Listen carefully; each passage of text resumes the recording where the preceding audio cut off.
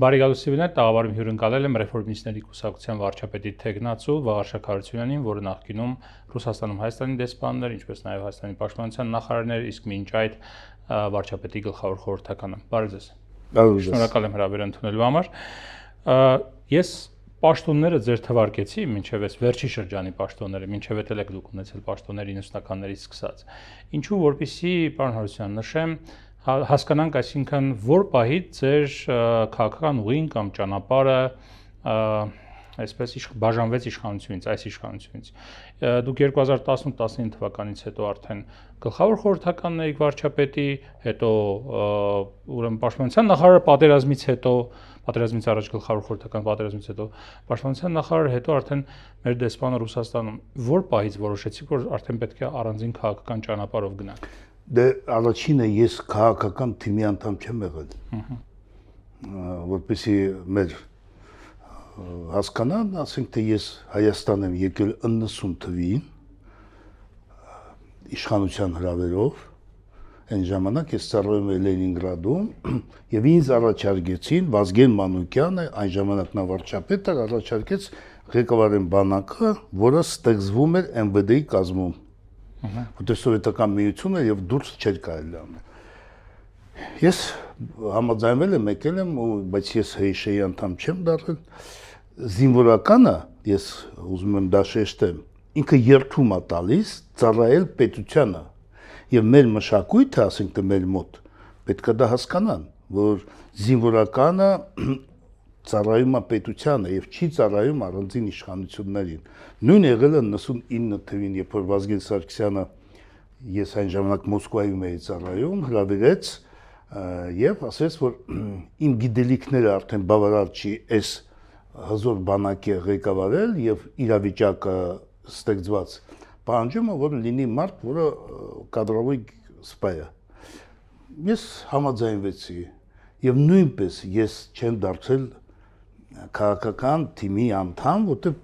արգելված է նաև դա բանով, օրենքով, նույնը դիվանագիտական ծառայություն, դու ծառայում ես,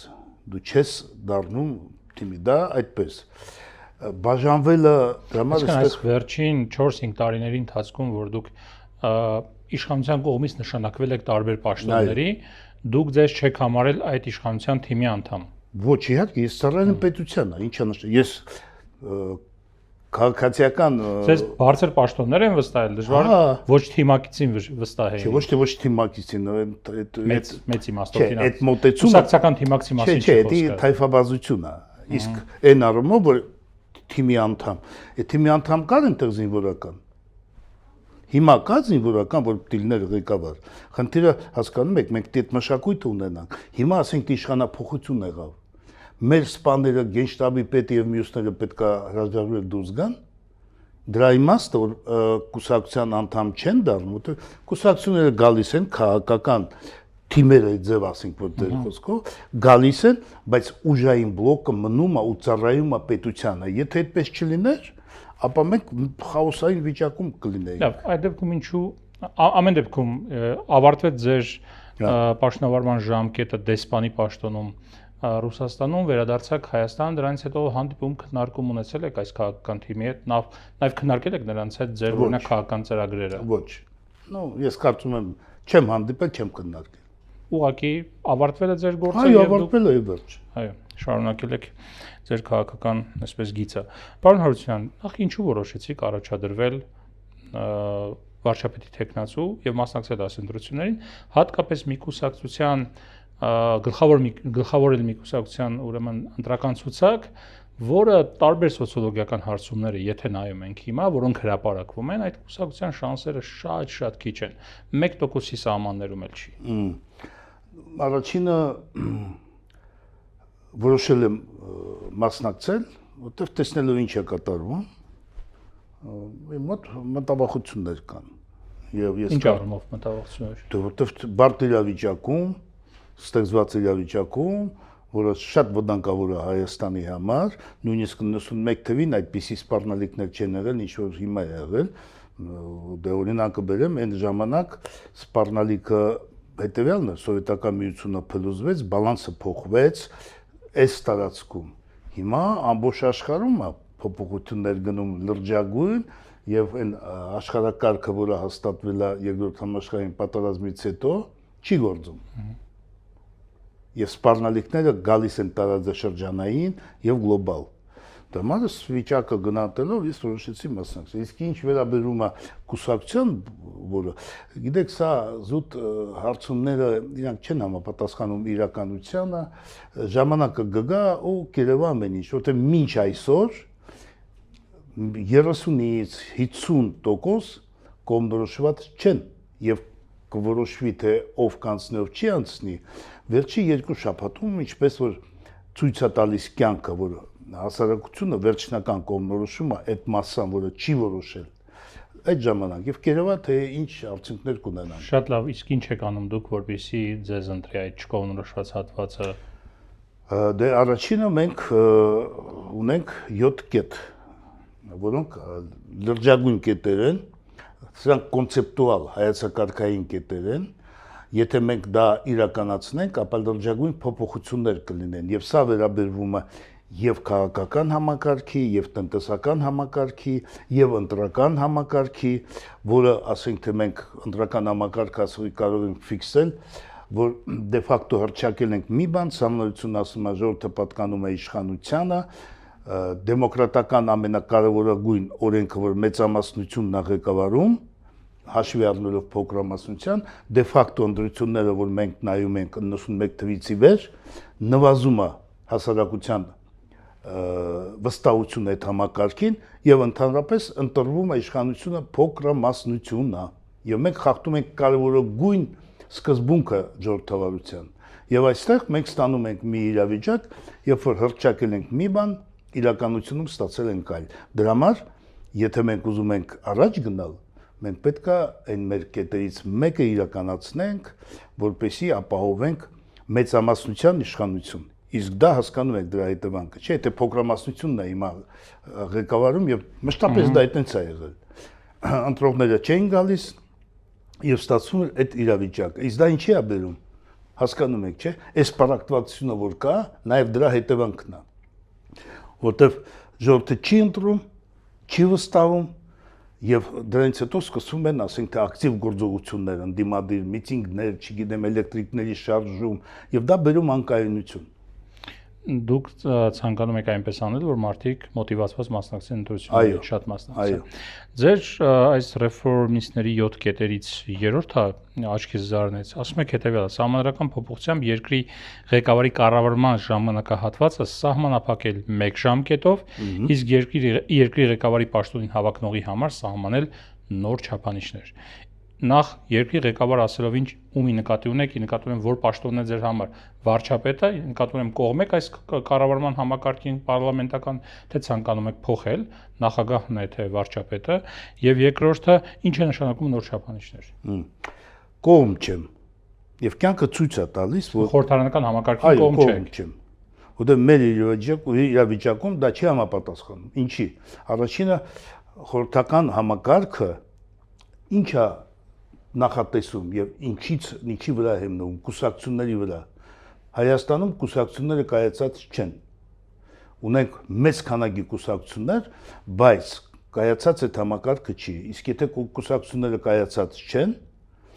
սկսենք էլ գաղափարախոսությունից եւ ավարտված, ասենք թե քանակային առումով, միայն իշխանական ռեսուրս ունեցողները ի վիճակի են կուսակցության ստեղծել կլասիկ ձևով, ոչ թե ասենք թե քանակ ապահովել։ Եվ ընդհանրապես աշխարհում այս ձևը չի կարող լինել, ասենք թե 70 եւ ավել կուսակցություն, վերցնում եք Ամերիկայի Միացյալ Նահանգները, գործում է 2 կուսակցություն եւ այնտեղ էլ հարցեր կա, բայց երբ որ մենք չունենք կայացած կուսակցություններ, գալիս է պարլամենտ, ինքը պիտի ձևավորի իշխանություն։ Հիմա մի հատ ես ձեզ հարց եմ տալիս, որ մեր կուսակցությունը կարող է գա պարլամենտ ու իր կազմից ձևավորի կառավարություն։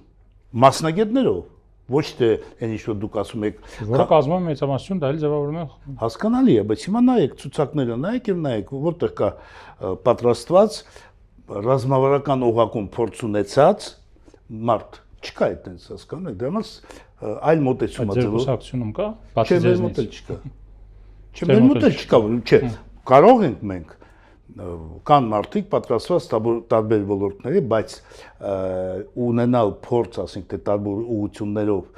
որ մարդը գա ու լինել, ասենք թե մինչև այդ լինել վարչության պետ, նախարարի տեղակալ, որ իրան նախարար նշանակեց։ Չկա այդպես։ Իսկ եթե մենք այդպես ենք, ինչ ալնում։ Նշանակում են մարդկանց, որոնք այդ ոլորտի հետ կապ չունեն, գալիս է մարդը սովորում, ասենք թե մի քանի տարի, այդ ընթացքում եթե շատ ակտիվ չի քանդում, եթե ակտիվ է քանդում է այդ համակարգը, բերում է իր հետևից կադրեր, նշանակում է այդտեղ ու իջնում է այդ ոչ կոմպետենտ այդ կադրային քաղաքականությունը մինչև ներքև։ Արդյունքում ինչ ենք ստանում։ Մենք ստանում ենք այն, որ մենք ունենք պրոբլեմներ պետության ղեկավարման համակարգում։ Հիմա դուք ինչ չափորոշիչներ եք այդ դեպքում խոսքը երկրի ղեկավարի մասին է։ Հա, առաջարկում ինչի նկատի ունեք չափորոշիչ ասելով։ Այս ինչ որ ես ասացի, այդ սկզբունքը նաև վերաբերվում է երկրի ղեկավարին։ Դուք ոնց եք պատկերացնում, ասենք թե եթե մենք ընտրում ենք գործադիր իշխանության ղեկավար, դե ֆակտո, չէ՞։ Եվ այդ մարդը չունի փորձ ղեկավարման։ Մեր մոտ Հայաստանում մի ձևի մի հատ բան կա, այդտենց ընկալում հաստատված, որ քաղաքականությունը դա միտինգներ է, ելույթներ է, քաղաքականությունը դա ղեկավարում է, հասկանում եք։ Եվ եթե մենք գործադիր իշխանության ղեկավար ենք ընտրում, նա պետք է ունենա փորձ պետական համակարգում եւ նորից եմ ասում, կարողանա ներքևի օղակներում փորձը։ Էլեկտրիկին, շենքի էլեկտրիկին չեն նշանակում էներգետիկայի նախարար։ Ինչի՞։ Ու ինքը պետք է աճի, պետք է գա հասնի բանին համապատասխան մակարդակի, որ հետո նստելով իշխանության ղեկավար նա պետք է պատկերացում ունենա մի ոլորտում ներողություն, մի ոլորտում նա պետք է հասնի բարձր աստիճանի, որպեսզի համակարգը ղեկավարման նմանություններ ունի, բայց դու պետք է հասնես բարձր օղակի, որպեսզի կարողանաս նաև այլ ոլորտները կազմակերպես։ Դա հասկանալի է, նկատի ունեմ փորձից բացի, որ ասում եք պետք է փորձ ունենա, այ ինչ նոր ինչ չափորոշիչներ պետք է լինեն, չգիտեմ, 7 տարվա փորձ ունեք արդեն այդ չափորոշիչները ձեզ մոտ գրած։ Չէ, դա հասկանում եմ։ Բարձրագույն կրթություն, չգիտեմ։ Միանշանակ, ինչի մասն է խոսքը, եթե ինքը փորձ ունի ռազմավարական օղակում, նա կրթություն ունի, համապատասխան պաշտոններ է զբաղեցրել եւ ինքը դրանից հետո գնում է։ Իհարկե, բարձրագույն կրթությունը դա պարտադիր է։ Չէ, նկատի ունեմ հստակ ձեր մոտ հիմա գրված չափորոշիչներ ունեք, թե որ գաք այդ ժամանակ կորոշեք ինչ չափորոշիչներ։ Չէ, դա գիտեք ինչ, դուք հասկանում եք, հիմա այդպիսի շատ հարցեր կա, որ ասում են դուք այդպես որոշեք, ոչ։ Կան հարցեր, սկզբունքը, սա կոնցեպտուալ է, մենք ասում ենք, որ պիտի փորձ ունենա։ Եվ երբ որ գալիս ենք իշխանության, մենք հաշվի ենք առնում իրականությունը, այն ինչ որ մենք կադրային բանկ ունենք։ Ըստ դրա մենք որոշում ենք մաքսիմալ ձևով, մաքսիմալ փորձ, մաքսիմալ անցած ճանապարհ, գիտելիք, կոռուպցիայի մեջ խրված չի, դա կմշակվի արդեն այլ փաստաթղթերով, ավելի ներքևի օղակի։ Օրինակ, եթե գաք իշխանության եւ մշակեք չափորոշիչներ, որին Վաղարշակ Հարությունյանը չի համապատասխանում, ուրեմն Վաղարշակ Հարությունյանը չի դառնում վարչապետ։ Հա՞։ Թեպետ վարչապետի տեխնացուն է։ Հա։ Չի դառնում վարչապետ։ Չի, եթե մենք մշակում ենք ու այդպես է ստացվում, ուրեմն ես չպետք է լինեմ։ Նույնը վերաբերում է բոլորին։ Հասկացա։ Պարոն Հարությունյան, ես մեր ներողություն այդ բանն ասեմ, լավ թեմա է բանը։ Կա կադրային քաղաքականության օրենքներ, հասկանում եք։ Ես ծառայել եմ, աշխատել եմ տարբեր համակարգներում եւ այդ պահպանվում է, նույնիսկ եթե դուք գնաք բանկ ընդունվելու, այնտեղ չափանիշներ կան։ Չափանիշներ մեր բանկերում գնացեք, մի տեղ ընդունվեք, կկանչեն, կզրուցեն, CV-ին կվերցնեն, կնայեն, եթե դուք համապատասխան փորձ չունեք, չեն ձեզ վերցնի հասարակ պաշտոնի։ Իսկ մենք ոնց ենք ընտրում մարդկանց, որոնք ասենք թե ոչ մի փորձ չունեն, հասկանում եք։ Ու դա վերաբերում ոչ թե միայն առաջի դեմքին, դա վերաբերում նաև նախարարներին, որոնք ռազմավարական օղակ են վերաբերում, որտեղ նախարարը ինչ է, բացի նրանից ինքը կառավարության անդամ է։ Պարոն Հարությունյան, հասկանալի է։ Իսկ այս սկզբունքը, օրինակ, որը կարևորում եք դուք, այս փորձի սկզբունքը եւ այլն, որքանով էր ձեզ համար կարևոր, երբ որ դուք օրինակ ընդունվում եք աշխատանքի վարչապետի մոտ որպես գլխավոր խորհրդական։ նույն պարոն Փաշինյանը վարչապետը նշանակվել եկել է հեղափոխական ճանապարհով, այնպես չի որ ինքը դրանից առաջ ունեցել է պետական կառավարմանը մեծ մասնակցություն։ Ինքը եղել է падգամավոր, քաղաքական փորձ է բավականին մեծ ունեցել, ընդդիմադիր աշխատանք է իրականացրել, բայց որ ասենք մեծ կառավարման փորձ է ունեցել, ոչ։ Այ սկզբունքը չէր հակասում ձեր այդ ես այդ ժամանակ վարչապետ չեմ նշանակել։ Չէ, ձեզ համար կարևոր է, որ մարդ ունենա այս որակները։ Հիմա նորից եմ ասում, 90 թվին ես որ եկա, նույն վիճակն է։ Դե ժամանակ ոչ մեկ փորձ չուներ։ Հա, չէ, փորձ չուներ, չէ, բարձր չէ, բայց ինչի չունեին, կային մարդիկ, որոնք ասենք թե տարբեր ոլորտներում փորձ ունեցել։ Մենք պատերազմում ինչ ենք հաղթանակ տալը։ Դուք այդ ձեզ հարցը տվել եք, ինչ ենք հաղթանակ տալը։ Ավելի կազմակերպված ենք եղել։ Ո՞վ է կազմակերպել։ Հա, ճիշտ եք ասում, բայց ով է կազմակերպել։ Ովքեր փորձ են ունեցել այդ ոլորտում։ Հատկապես բանակաշինության հասել ենք հաջողության, որովհետև դե հիմնականը դա կարևոր է պատերազմի ժամանակ, որ մեր հասարակությունը ձգտում ուներ վերականգնել արդարությունը պատմական, դա մեկ։ Երկրորդը, մեր բոլոր պատերազմի մասնագետները անցել են սովետական բանակ եւ ունեցել են լավ պատրաստություն զինվորական։ Զինևիչ, Նորատեր Գրիգորյանց, մյուս։ Այո, չէ, ես դեռ խոսում եմ ընդհանուր շարքայինի, կրծեր սպաների, մեր ջոկատի հրամանատարները։ Ես որ հadoop գունդը ընդունել եմ, ես այնտեղից 170 հոգի ազատել եմ, որոնք ասենք թե սովետական բանակում չեն ծառայել մարտական զորամասում։ Դա վերաշարքային եւ միջին օղիկ։ Իսկ վերնախավը, որը կազմակերպում է, то есть դու կարող ես ունենալ լավ զինվոր, լավ կրծեր սպա, ավակ սպա, բայց չունենաս գլխավոր շտաբ եւ գեներալներ, որոնք դապտի կազմակերպել։ Իսկ դուք շատ ճիշտ ասացիք, Զինևիչ, Իվանյան, Անդրեասյան, Դարիբալտայան, Մարտիրոսով, Ղուկասով, հարյուրավոր սպաներ են, որոնք կարողացան այս դժվար պահին, որ երբ որ բալանսը իօքուտ Ադրբեջանն էր, մենք կարողացանք հասնել հաղթանակի եւ ինչը չենք ունեցել այլ ոլորտներում։ Շատ լավ, պարոն Հարությունյան, ձեր պաշտոնավարման ընթացքի մասին եմ ցանկանում խոսել Ռուսաստանում, երբ որ մեր դեսպանն էիք Հայաստանի Հանրապետության։ Ձեր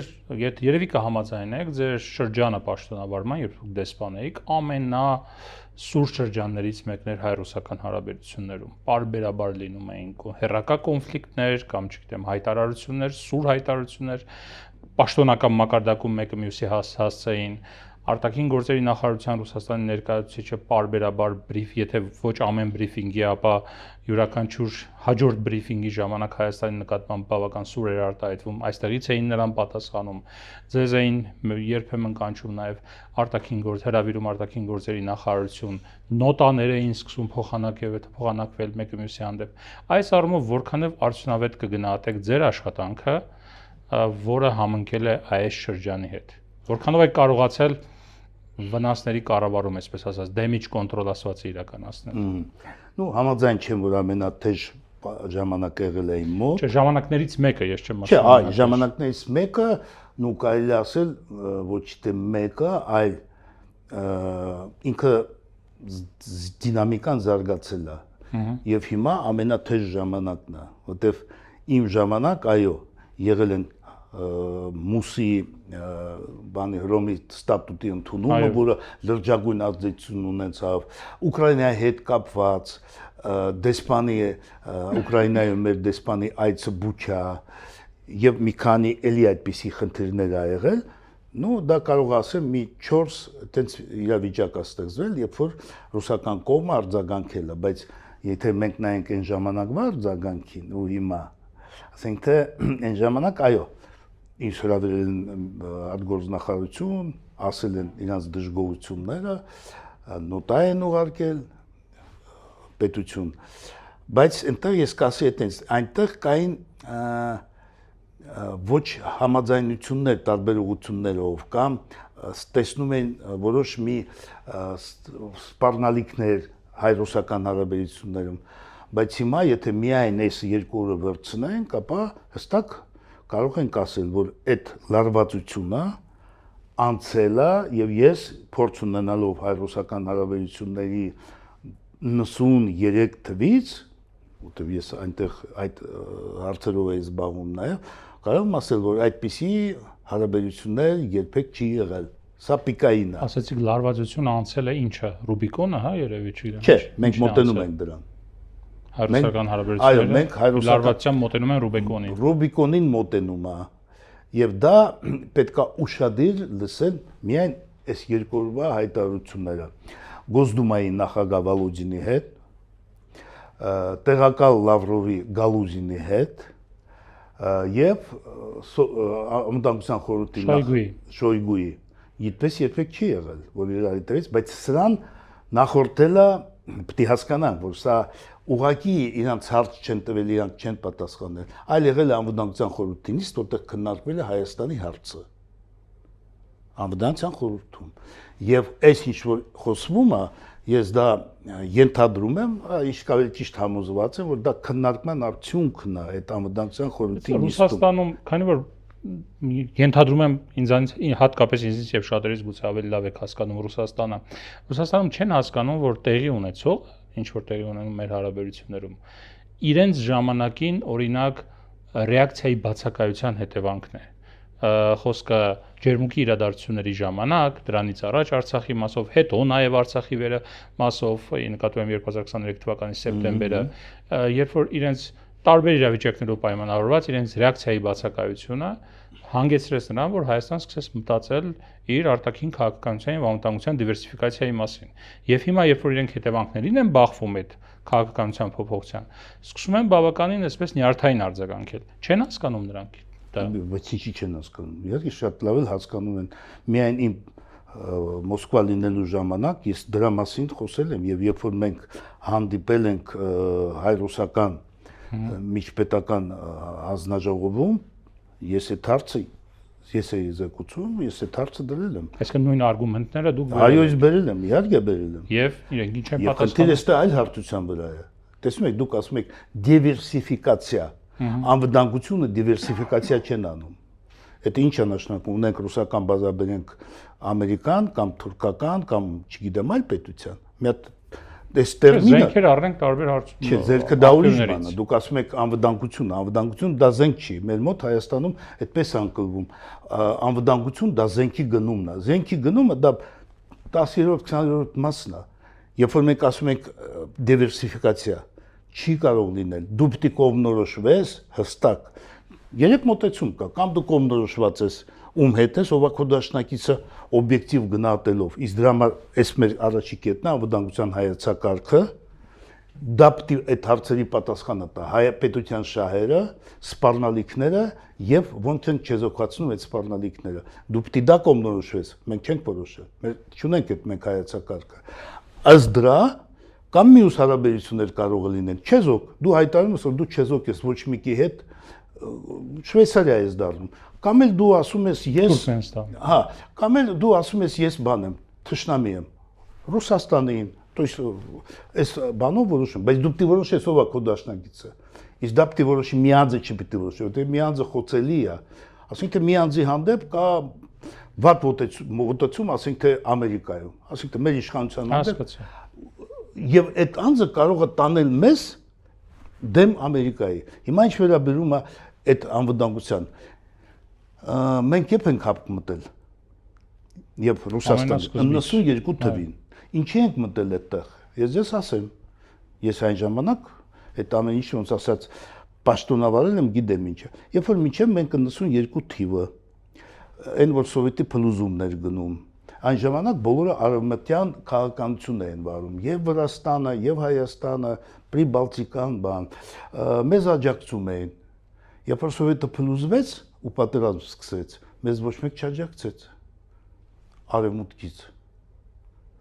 Եվ մենք, Լևոն Տեր-Պետրոսյանը եւ այդ ժամանակվա քաղաքական թիմը որոշում ընդունեցինք եւ Ռուսաստանի հետ կնքեցինք տարբեր պայմանագրեր, սկսած հակաօդային պաշտպանությունից։ Մայիսին մենք ստորագրեցինք 92 հապկի պայմանագիրը։ Ու այդ հապկի պայմանագիրը եւ հայ-ռուսական հարաբերությունները նորագույն պատմությունում սկսվել են 91 թվականից սովետի փլուզումից եւ մինչեւ ասենք թե այն որ դուք ասում եք ջերմուկ եւ այլ բաները ինչա այդ ընթացքում մենք ինչ ենք շահել եւ ինչ ենք կորցրել մենք այդ ընթացքում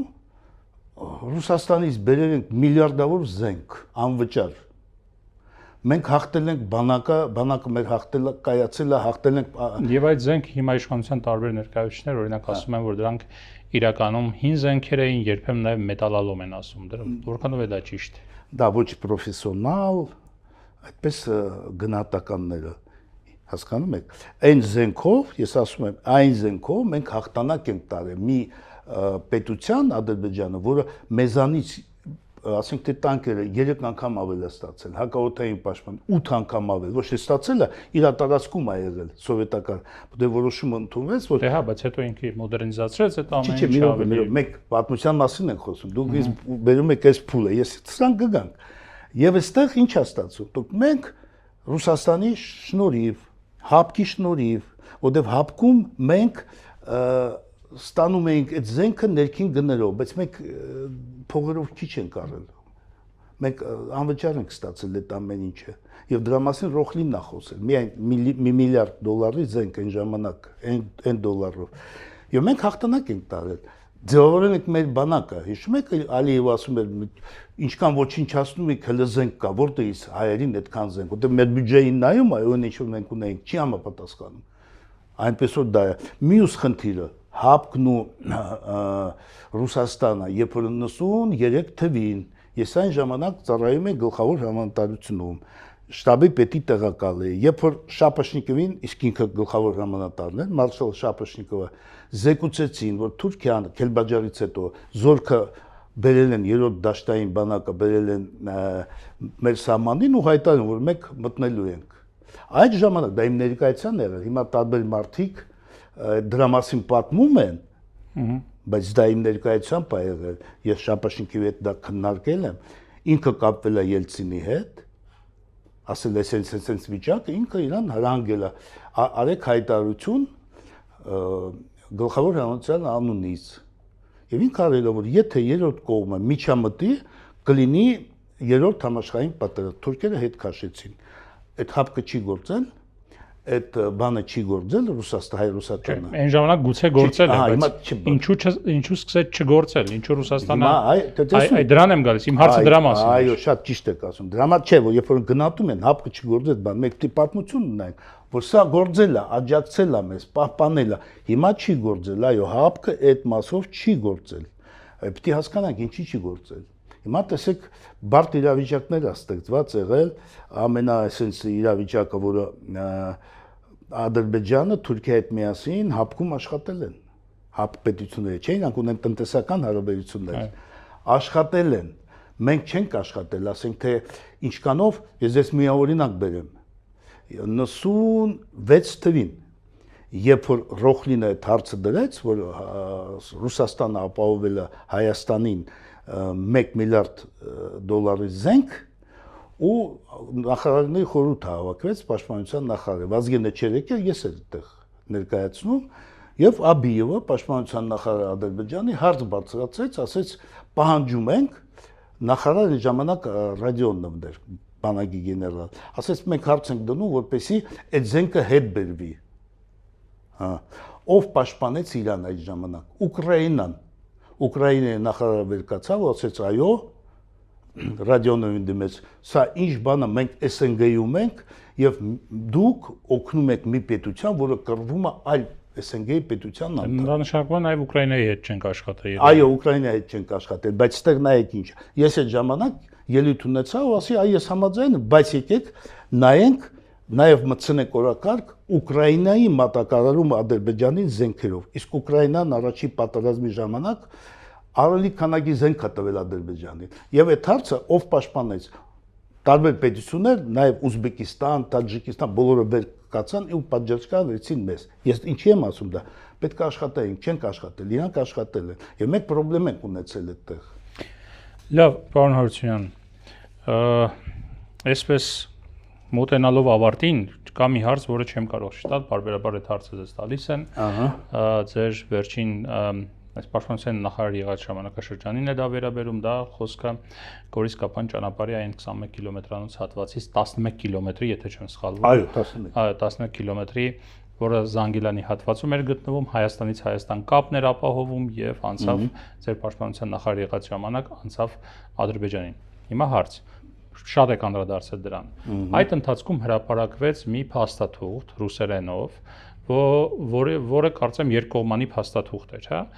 Դա ճիշտ փաստաթուղթ էր, դա այն փաստաթուղթն էր, որ այդ ժամանակաշրջանում ընդունվել էր այդ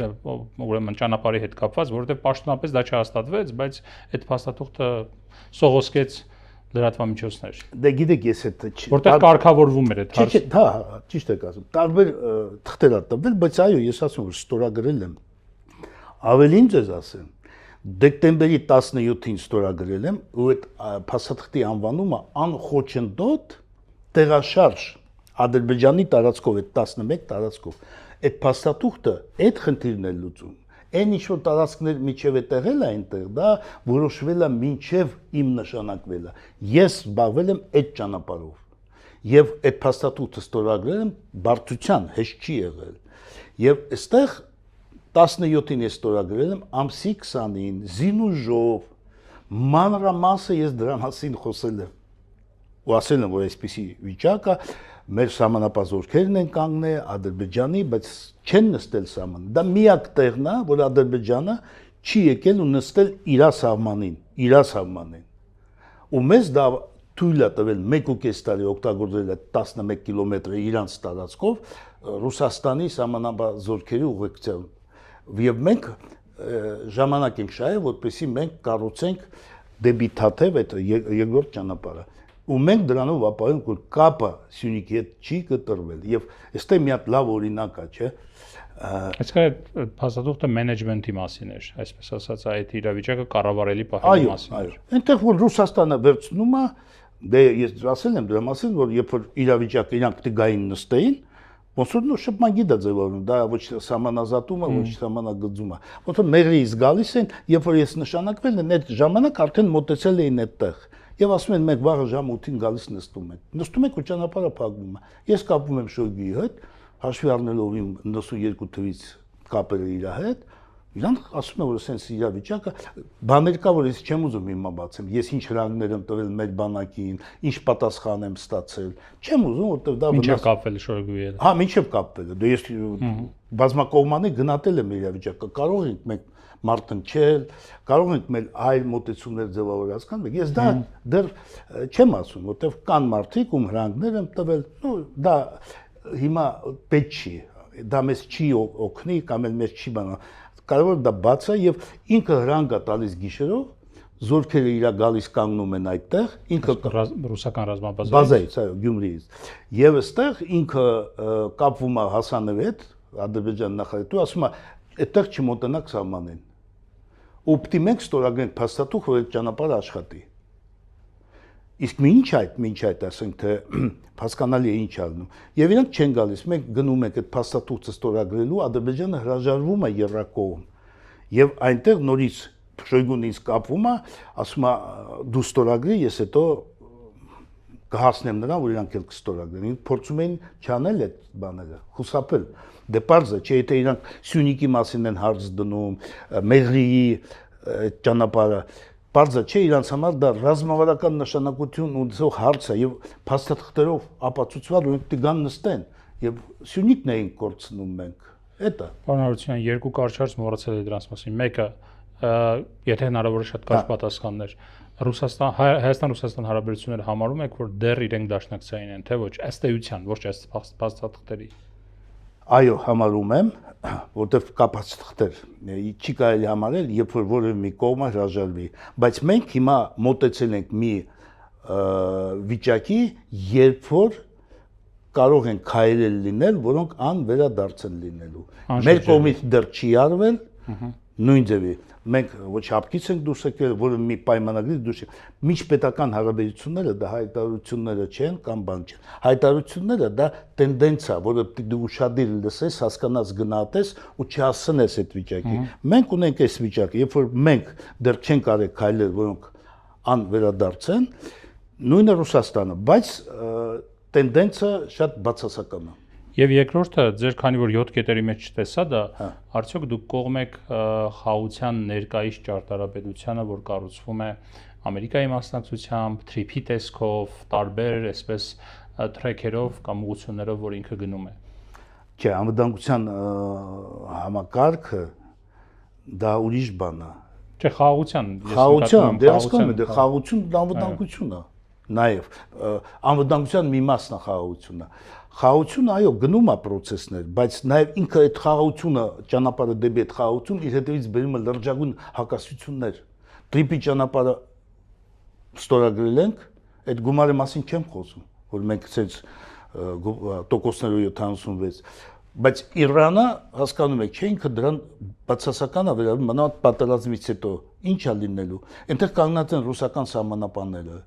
Հասկանում եք, եթե դու հստակ չես կողմնորոշում ով է քո դաշնակից,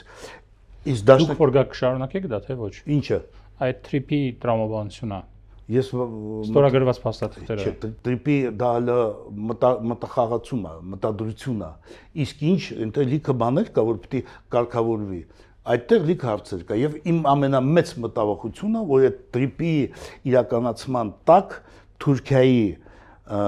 մոտեցումն է, իր ցանկությունն է դա վերցնել հսկողության տակ, այն ֆինանսավորման ամերիկյան եւ հայկականը ինչպես է Թուրքիան վերցնել վերահսկողության տակ։ Վենսը հիշում եք ինչ ասեց։ Երբ որ իրան հարց տվեցին ֆինանսավորումը որտեղից պիտի, ասեց մեր տարածաշրջանային գործընկերների եւ դուք մի հատ ուշադիր լսեք Թուրքիայում կա մի հատ ծովակալ, ինքը դրա մասին խոսում, ասում է մենք պիտի հիմա սա օգտագործենք, որպեսզի հետագայում Աթաթյուրքի նման վերցնենք եւ Նախիջևանը, եւ կապը Իրանից Նախիջևան եւ Մեղրին։ Դա իրանց նպատակն է, հասկանում եք, հնարավոր չի պատասխան տալ որի մի հարցի, չհասկանալով թե ինչ քաղաքականություն է վարում եւ ինչ աշխարհակաղակական նպատակ ունեն այդ պետությունները։ Շնորհակալ եմ զրույցի համար։ Ձեզ շնորհակալ։ Սիվիլետ տաղավարում ես զրուցեցի Վաղարշակ Հարությունյանի հետ։ Առողջ եղեք, կհանդիպենք։